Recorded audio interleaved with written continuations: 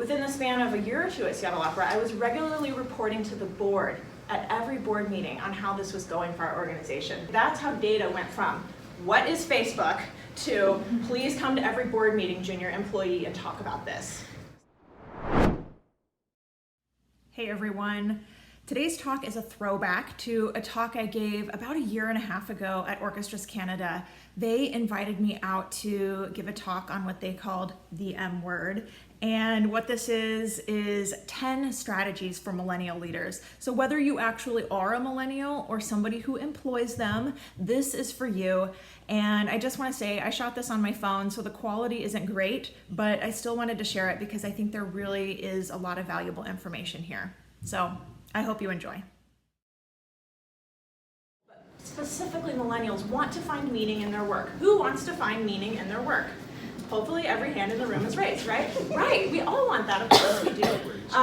However, it is a problem when more junior staff want to find meaning in everything they do, because the truth of the matter is every job has some parts of it that just aren't very glamorous or very great or very meaningful. And younger millennials are, especially in these entry-level positions, unfortunately, the reality is you can't choose what is meaningful. Some entry-level positions, by and large, usually have more of that work that just has to be done, and that's the position in the office that's hired to do it. So that can be a real, I think that's where the tension comes from sometimes between older colleagues and millennials. It's not a work ethic issue, it's a finding meaning issue, and sometimes those things don't coexist very well together. So my strategy to that is say yes to everything. I think that the more junior you are in your career, I think the more this applies. So this is not just how to do your job and get by. More than that, it's a strategy on how to get noticed. This is a strategy on how to be identified as a team player and how to be identified as someone who can execute and get things done, which ultimately opens up other, more meaningful opportunities for you, right? So say yes to everything. And then to take this, to level up with this, seek out opportunities, seek out things that need to be done. Every office has those tasks where somebody's got to do it. Maybe it's ambiguous on whose job it actually is, or somebody giggled, that's good, I like that. Those types of tasks where to be the person in the office to just step up and just do it, yeah, that's good. That's what I call assumed authority. I didn't coin that term, but I tell that to my staff all the time. Assumed authority, to step up and just do things. That's how you grow your scope. That's how you grow your influence in your office, and that's how you acquire more skills. How you broaden your perspective and your skill set, and all those things work together to help open up opportunities and to help you advance. Say yes to everything. At some point in your career, this switches a little bit. I feel like now in my job as executive director, I'm having to switch that a little bit to say, what are the things that only I can do as executive director to advance the organization? I see some heads nodding. So now I'm at the point where I'm not saying yes to everything and relearning a skill of how do I say yes to what only I can do as the executive. But that means how do I learn how to say no? Yes, exactly, learn how to say no. So that's like level, if this is 101, then 102 level will be how to say no, maybe. So yeah, say yes to everything. I always say ideas are a dime a dozen, and nobody has time to execute your idea. But if you can be the one to have the idea and execute it, you are way ahead of most other people, and you will stand out for it. Number 2, be the expert and get things done. So don't expect other people to do it for you. I see this all the time in other employees waiting for somebody else to proof their work, waiting for the assignment, waiting for the opportunity to be given to them. And I think we shouldn't wait. This goes right out, kind of hand in hand with assumed authority, right? I think we've got to be the ones to be the expert, because to get noticed, you've got to perform at an exceptional level to then be given more opportunities, right? So there are a couple ways to do this, a couple tactical ideas I have. One is, if you don't know how to do something, figure it out before you ask. Google it. I so often Google things on my own, or an employee will come to me, and a lot of times my answer is, have you Googled it? Mm-hmm. Okay. Yeah, so just Google it. Okay. There's so many that are afraid to do that. Yeah. It's like, why do you need like your boss to tell you Google it? Just don't do that. You're not going to look so good by like going to your supervisor and asking. So other ways besides Google, watch a webinar. We are in an industry where there's a lot of professional development opportunities, a lot of webinars. Become the expert.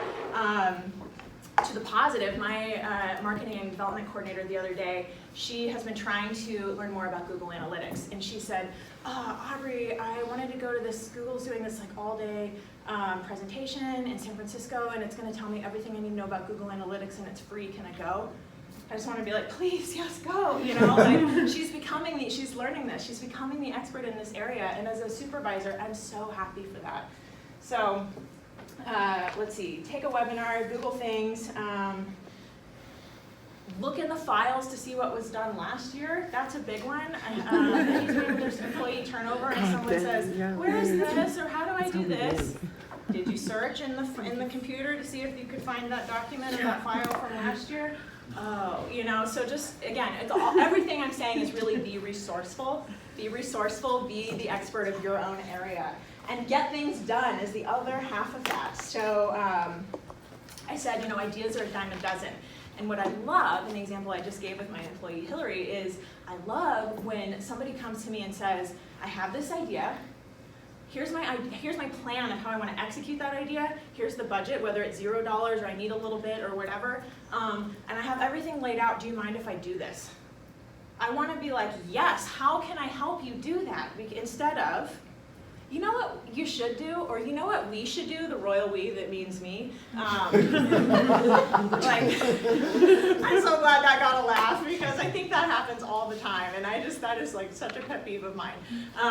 But instead of somebody says, this is my plan and this is what I want to do, I really want to say, unless the idea is so crazy that I can't like give them permission to do that, unless it's realistic, I want to say, yeah, knock yourself out, that's great. So, so be the expert and get things done. If anybody reads my blog or knows anything about me, I'm just data all the time. But it matters because most people don't use data. And there's a couple ways using data can set you apart. One is data is always better than your subjective opinion or your gut feeling. This also helps when you're trying to get buy-in on ideas from other, usually older colleagues. Definitely works for peers of the same age as well. But this has worked for me time and time again. On social media, I had to be able to say why this mattered. And then I got to start using metrics like how many people liked our page and how many people were engaging with us. And later as social, that's how data went from what is Facebook to please come to every board meeting, junior employee, and talk about this. So use data. Media developed, those metrics got more sophisticated. What's the click-through rate? And how is that developing into ROI and traffic on your website? Within the span of a year or two at Seattle Opera, I was regularly reporting to the board at every board meeting on how this was going for our organization. That's how data went from what is Facebook to please come to every board meeting, junior employee, and talk about this. So use data, and it just gets around being that person with less experience. It's factually based, so it kind of takes a lot of emotion and opinion out of the equation. And when you're making judgments based on what data shows, your chances of being right are way higher. So you're betting on a winning horse. Know how to share your own accomplishments. I think this is really important. I said don't think that other people will hand you opportunities, but I also talked about things we can do to set ourselves up to gain opportunities. This is one of them. Do not expect your supervisor or your boss's boss, or however big and how many levels in your organization there are, to see all of your good work. We've already established we all work really hard. So how do you get noticed for that? Advocate for yourself. Again, this is true for any age, your whole career. It's not just specific to millennials, but it is so important that, that we know how to articulate what we've done well and be able to share that with others. So research shows this is more often a fault of women than men, just know that. Men tend to be naturally better at advocating for themselves, so women, just hear that and know that it's helpful to us to try to step up our game here. Let's see here, how do you do this? A couple of ideas. Reporting out at meetings. This is a big opportunity. We all have department meetings, we have staff meetings. A lot of times, in my experience, reporting out at meetings is a lot of updates, like status updates from where people are and what they're working on. To a degree, that's essential, that's helpful information to be shared, but use that instead as an opportunity to showcase what that work has resulted in. So not just, I'm working on this email blast to go out, or this development appeal, fundraising appeal to go out, but instead, this email blast went out and I've noticed that our open rates have gone from 19% to 20%, and we think that's because we tinkered with the subject line. That's a way better status report and advocating for yourself than just working on an email blast, right? Or the development appeal, we've noticed the response rate is a little higher than last year, and so we're digging into, we think maybe our advanced segmentation helped with that. Who at the table is not gonna light up when you hear you say this, right? So use these opportunities. I mean, who loves staff meetings? Oh, you kind of maybe, I don't know. So use that as a time, instead of just trying to get through it, claim that time and make it the time where you toot your horn a little bit, right? Internal emails and updates, this is another one. Let's see, I once worked with a PR director who after every, this is also at Seattle Opera, after every opera run, she would email out to the whole staff the press roundup. And even working in the marketing and PR department, I wasn't aware of how much press she had garnered for the organization. And so she would send out those roundups, and I remember thinking, that is such a great way to showcase that she just did all of this and secured all of this for us. And happy reading it, totally a way to build morale and energy among the organization. So I thought that was a good one. Email status updates, so I adopted that practice when I worked for the Bumbershoot Music and Arts Festival. I would sometimes send out company-wide emails, usually when there's good news to tell, of like, don't just keep it to our department, let's tell everybody. Ticket sales are tracking ahead. Social media, that's what LinkedIn is a great place to advocate for your work. I started a blog. I'm here today because people at Orchestras Canada found me on my blog and say, we want to bring you here. So full disclosure, I started that blog to advocate for myself and the work of California Symphony, and it has gone gangbusters and probably was the best career decision I ever made. Okay, here is now really the last thing I will say, is that advocating for yourself does not have to be abrasive. It's not humble bragging, nobody likes that. It's about positioning yourself as somebody who is competent and knows how to get stuff done. I am a big planner. I spend a lot of time planning timelines for projects, to-do lists, with deadlines attached. I'm very, very driven by timelines. But I will also say, the thing I say to my organization and my staff all the time is, go slow when you can so that we can go fast when we must. And I didn't make this up. If anybody reads Jim Collins, this is straight from, I think that one's Built to Last. But that's what he says. This is what all the biggest institutions and corporations that have proven to be resilient and sustainable over decades, almost all of them, Jim Collins said, had this in common. Move slow when you can, plan things out, but by doing that, it allows you the breathing room you need to go fast when you must. This has been a really big game changer at the California Symphony. When I came in, like I said, it was brought in for a financial turnaround, so things were, nobody was planning ahead, basically. It was just, everything was flying by the seat of their pants. But that is also not unlike the culture at some of those bigger institutions I worked for, to be completely honest. I see a few heads nodding. You feel this, right? It's just, sometimes it's just, cannot get your head above water.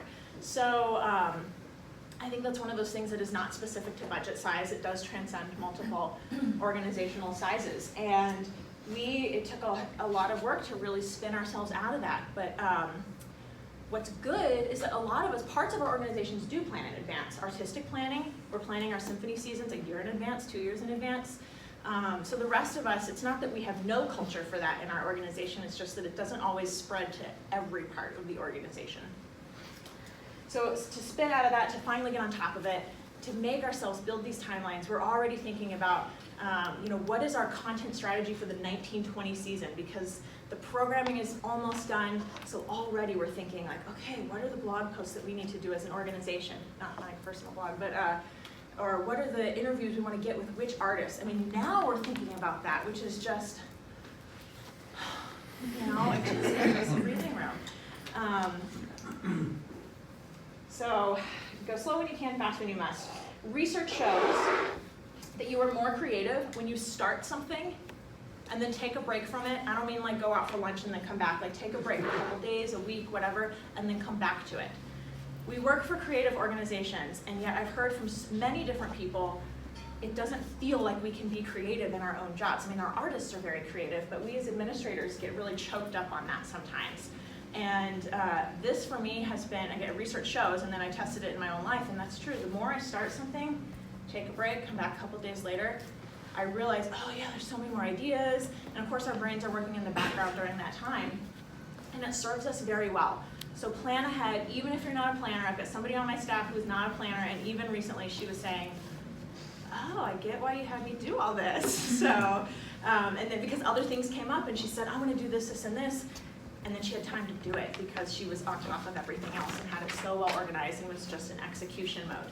So plan ahead, I can't stress it enough. But when Facebook Live streaming first came out, it came out the summer of, I think, 2016, and we decided we wanted to stream our opening night concert. At the time, the only other professional orchestra who had streamed any part of their concert with union musicians was San Francisco Symphony, and we said we're going to be the second, and we're going to do it on our opening night concert. So that was a big scramble for everybody in the organization. How are we going to get union approval? We had to sign the IMA. We had to get everything ready in terms of audio and the technology. We had to figure out how do we do a camera in our venue, all of these things. The only way we were able to get that done is because everything else for that opening night concert was in pretty good order. So it allowed us, again, that breath to be able to say, okay, let's fit this thing in. Let's go and get it done. So that was amazing. 2 weeks later, New York Philharmonic decided they were going to stream their concert, their opening concert. So we were pretty happy to be in the category of San Francisco Symphony and New York Philharmonic and California Symphony. So when somebody gives you feedback, accept it. That doesn't mean you have to agree with it. This one is tough, maybe the hardest of all of them, I think, in my opinion. There's a couple reasons for this. One is that most people don't give feedback very well. We all have a boss. Even I report to the board. We all get feedback in our lives. Truth is, not all of us are great at giving it, or even people who are great at giving feedback, they're not great 100% of the time because we're human, right? So most people don't give feedback very well. That makes it hard to accept it. Another reason it's hard to accept it is because our tendency is to jump to defense. Very rarely is anybody like flagrantly doing something that they want to be criticized for or expect to be criticized for. So our natural tendency is to jump to defense. That's definitely my natural tendency too. I'm very proud of the work I've done, and to hear something about that, you know, kind of, I want the walls to come up, and I've had to learn, and I'm still learning. In the moment, that's not the right way to respond to it. So what do you do instead? Here's what you say when somebody gives you feedback. Thank you for that feedback.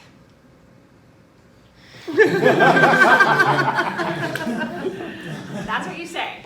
And then you can process it. You can run away and tell yourself you hate that person so much. I mean, you can do whatever you want. But in the moment, thank you for that feedback. And this achieves a couple things. One, it doesn't put you on the defensive with usually your supervisor, not always. Now that I'm the one giving a lot of feedback, I would really like them to say, thank you for that feedback. And I love my employees, most of them are great at that. But versus have an argument and fight back. I'm not giving the feedback to be bad, mean boss Aubrey. I'm giving the feedback because I want to help. And even if it doesn't come across that way, of course that's my intention, but to just say thank you and process it is a way better for our relationship. So know that as you're managing up, thank you is what the boss wants to hear. Also, that gives time to actually, like I said, process. So there have been several times where in the moment, what's going on in my head as I'm saying thank you very much, I'm thinking, I totally disagree with that. Thank you, I totally disagree with that. But I'll go away and I'll think through it, and then I think, oh right, that board member is trying to help. They love our organization so much that they write all the big checks and they come to all the meetings and they gave me this feedback because they care. And when I'm not in the moment, I have these little like wiser thought processes, right? So when someone gives you feedback, accept it. Whether you agree or disagree, just in the moment, thank you for that feedback.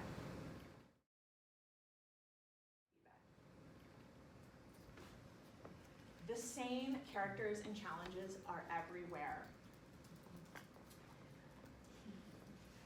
Millennials are known more than any other generation for big job hoppers. more and more of all ages, people are staying in jobs for less amount of times. And in this industry in particular, we get burned out, and there's a lot of turnover across all departments and job functions within classical music. The same characters and roughly the same challenges are everywhere. So don't run away to a new job. This is, if accepting feedback is hard, this one I think also might be equally or just about as hard. Instead, confront those challenges and work through them. Remember conflict averse?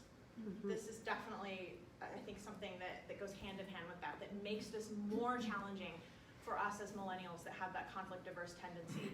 It is way easier, especially in this field, but true of all industries, to bail when you're tired of whatever the thing is that's driving you nuts at your current job, or the things, the list, and go somewhere else.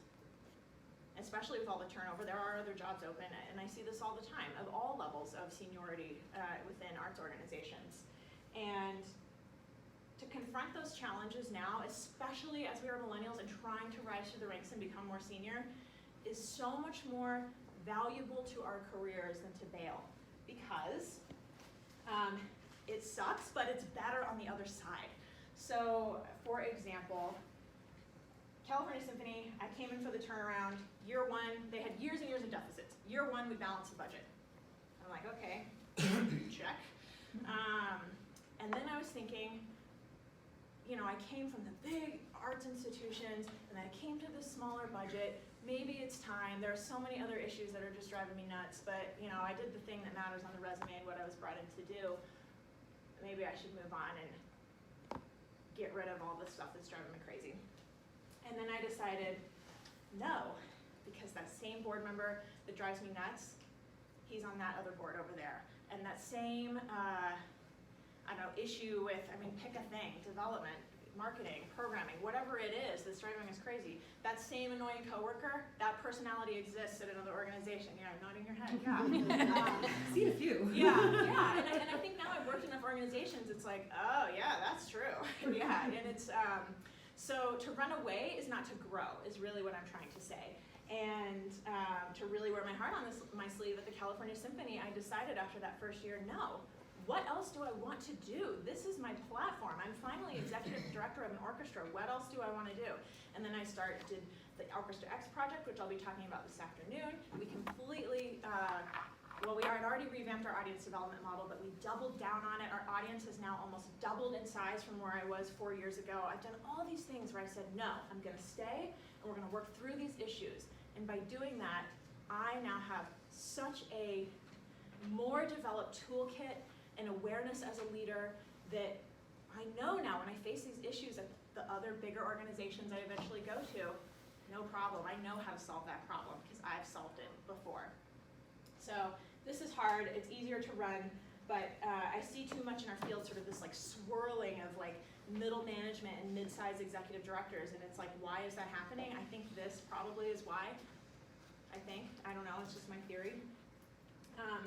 Anyways, you will be so much more equipped and so much more fulfilled if you push through and get to the other side. To know biases is to take the first step to overcome them, right? We said that at the very beginning. This is true for ourselves and true for evaluating others. So this goes back again to that first slide on generalizations for our generation and other generations. The converse of this is not to make assumptions or generalizations about our older colleagues. I worked with older colleagues that had an amazing work ethic. I worked with older colleagues that I thought were lazy and did not get things done. Okay, I've worked with older colleagues that were incredibly progressive, really championing ideas to take on more technology, and I've worked with older colleagues where I've already shared that was a little bit of a challenge, right? So we can't the same way we do not want to be generalized, we cannot generalize our older colleagues, right? We are all individual people. So that's biases that we need to overcome as we are looking at others.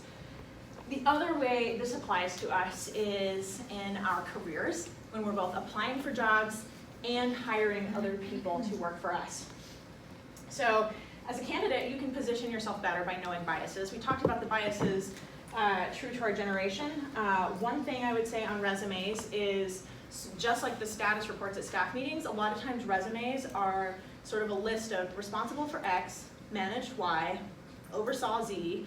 Instead, make your resume stand out by employing all of these other tactics we talked about. Managed X, and I did this to achieve this goal, and it improved by this much. So basically, what you did, how it was successful, and how you did it. Put a measurement in there of some sort, right? This is also important for everybody to know as a general bias.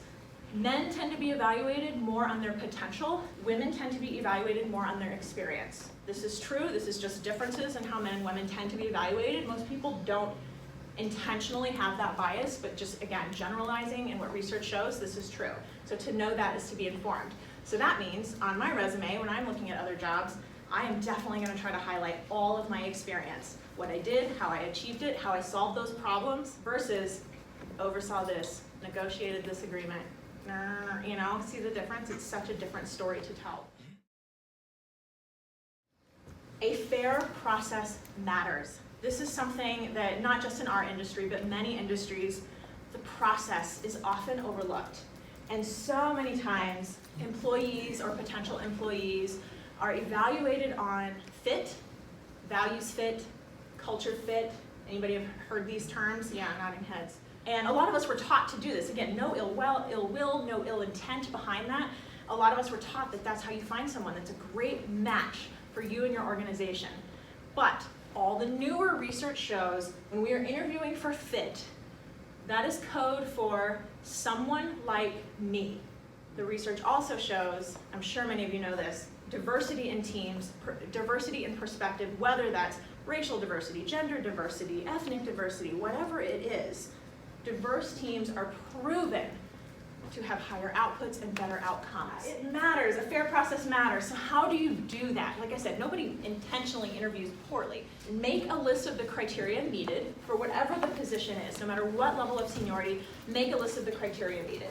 A lot of times this happens by developing the job description, but not always. For example, we were just interviewing for our summer intern, and I was so proud of my staff. I had two team members working together to oversee the interview process for that intern, and we talk about this kind of thing on my staff all the time, trying to make sure we are fair in our hiring practices. And so they developed the list of criteria, and one of the things was must be proficient with Microsoft Office. So I pushed on that a little. I said, what specifically do you mean by this? And they said, oh, they got to be able to do mail merge. If they can't do mail merge, I don't want them here for the summer. I said, okay, so that's the criteria. You can put whatever you want in the job description. You can put Office, that's fine. But I said, when you're interviewing, make sure whatever question set you're developing, somehow you got to find out if that person has done mail merge and knows how to do it. So that's what I mean by establish the criteria, get very specific. What is it actually going to take to be successful in this job? So that's step one. Step two, I hinted at this, create questions that will reveal if somebody has that criteria or not. So this, I think, is another thing that gets lost sometimes, where sometimes interviews can kind of, go this way, or, oh, what school did you go to? It's just kind of, they veer a little bit. And that in itself is not bad, but as we are hiring and interviewing others, be able to bring it back and ask those questions of every candidate so that you have a fair assessment of your candidates. Go back to that list of criteria at every point during the interview process. So this is also something that gets a little lost the farther you are into the process, because the more you know a candidate, you've already had a phone screen, you've had a first round, maybe by the time it's the second round or final round, as a hiring manager, it gets harder to go back to the list of criteria because you feel like you covered that already. And then what happens if we're not doing that? We go back to fit. Oh yeah, I think they're a great personality match for our department. That is not really speaking to if they can do the job or not. So go back to that list of criteria at every single step. That is so critical. In the same example with interviewing for the intern, the two people on my staff who had overseen that process came back to me, and I mean, they were awesome. They were like, we literally made check boxes of this is all the criteria. And they went back to it at every round. And they thought in their minds, this one person had nailed it. And then when they went back and were looking at all their notes, they said, oh my gosh, it's this other person that checked every single box. And then they went with that and they said, we gotta hire this person. I was so proud of them. I feel like that just shows that they were just trying so hard to get it right and to make sure that they were hiring somebody for our summer internship that really could do the things we need them to do.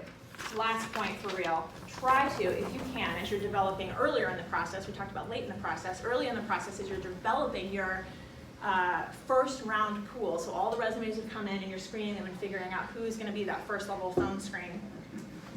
See if that is a diverse applicant pool. Just look. I mean, it's hard to tell from names. You can glean some things from names on resumes, some things you can't. But just take a look. Is it 90% guys and 10% women? Is it 90% women and 10% guys, development positions? Can you tell, is there any racial diversity in there? If not, maybe go back to the bigger stack one more time and just see, is there anybody you accidentally weeded out that maybe should be worth a first round call at least? So if you can get that first round pool more diverse and more representative of the breadth of talent that is out there, then you have a better chance of bringing more diverse people all the way through. I've worked for organizations of different sizes. Some people do that. Some people stay at one organization for many, many years. Some people have a certain track role. That's not the case with me. At Seattle Symphony, I worked in development. At Seattle Opera, I worked in marketing. At the Bumbershoot Festival, I was the #2, so I oversaw all the revenue, and then now I'm an executive director wearing many hats. A lot of people from executive director, you can go and be executive director of a mid-size organization, $10 million organization. Or you can go back to a large orchestra and be not the #1, but be a #2 or somebody more senior. There are many different paths, and I think that that is so important for us to remember. I think especially for myself, and especially early on in my career, I thought, how do I advance? How do I get to the next thing? And it took a while for me to realize the next thing is not satisfying. The next thing has got to be more well thought out on my part than that, and it doesn't have to be this ladder climb that in my head I had made it out to be. So how do we do that? I think my final piece of advice is to know your why. So if anybody has read Simon Sinek, that's his book and his thing. He talks about this, to know why you want to do something. We already talked about we want meaning in our work, but what about this gives us meaning? To know that helps you navigate your career. One more personal example. I said it took me a while to get to this place, and I had to realize sort of that same period in 2016 where I was thinking, what do I do? Do I stay at California Symphony? Do I go? I'm really being candid with you guys, so hopefully you now are like all my best friends after this. I had to think to myself, why do I do this? And I realized it's not about a bigger organization or a smaller organization. I am in this industry and pursuing leadership roles. Notice that I don't give a title to that. Leadership roles because classical music is my vehicle to do the things I care about. Social justice. I care a lot about our education program that's El Sistema based because it's creating social change through music. Equality. Look at everything I just talked about on our hiring practices. I care about that a lot. I do care about the art form. I care about the art form. I have a degree from a great music school. I care about high level of artistry. Therefore, that means some orchestras are more attractive to me than others. Okay, to know these things, to know my why really helps me figure out what's next. And for me, that doesn't mean my next job has to be some fill-in-the-blank title. I'm now knowing, and a lot of orchestras are reaching out, where I'm having these conversations, and I'm so much more comfortable and I think confident to be able to say, this is what I'm looking for. I didn't say one thing about fundraising or marketing or programming and any of that I just said. I'm having a much higher level conversation now.